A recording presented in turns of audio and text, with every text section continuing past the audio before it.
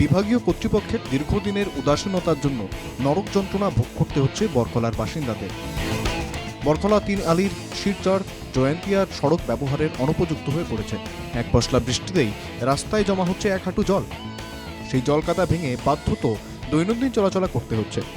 রাস্তায় বিশাল আকারের গর্ত প্রতিদিনই আরও বড় হচ্ছে। সেই রাস্তায় চলাচলে যে কোনো সময় দুর্ঘটনার আশঙ্কা। গুরুতর সমস্যায় স্থানীয় বাসিন্দা এবং পথচারীরা। স্থানীয়দের অভিযোগ, শিলচর জয়ন্তিয়া রাস্তাটি উঁচু করে নির্মাণের সঙ্গে সঙ্গে নর্দমার ব্যবস্থা করা হয়েছিল, কিন্তু বাস্তবে সেটা হয়নি। এখন এক পশলা বৃষ্টিতেই বরখলা ৩ আলিতে হাঁটু সমান জল জমা হয়, যার ফলে স্কুল কলেজের ছাত্রছাত্রী, হাসপাতালে যাওয়া রোগীসহ সকলেই গুরুতর সমস্যার মুখে পড়তে হচ্ছে।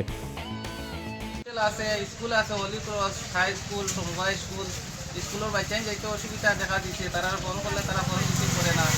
এখন বড় রাস্তা হয়ে গেছে, এখানে রাস্তা ব্লক হয়ে যায় গিয়া। তখন আমরা প্রত্যেকটা কই রাস্তাটা ঠিক করার লাগে। এলাকার বাসিন্দাদের অভিযোগ, ঠিকাদার কোনো রকমে কাজ সেরে চলে গেছে। কাজের মান অত্যন্ত খারাপ হয়েছে। জল বেরোনোর জন্য নর্দমা তৈরি হয়নি, রাস্তার পাশে সাইড বাম দেওয়া হয়নি, ফলে রাস্তা এখন নর্দমায় পরিণত হয়েছে। জল কাদা মারিয়ে চলাচল করতে হচ্ছে। তারই মধ্যে নানা ধরনের যানবাহনও চলছে। ঠিকাদারের বিরুদ্ধে ক্ষোভ উগরে দিলেন এলাকার বাসিন্দারা। কন্ট্রাক্টরে কাম করিয়া গেছে ফেলাইয়া, না সাইড বাম করছে, না জল দিবার রাস্তা, না কিচ্ছু নাই।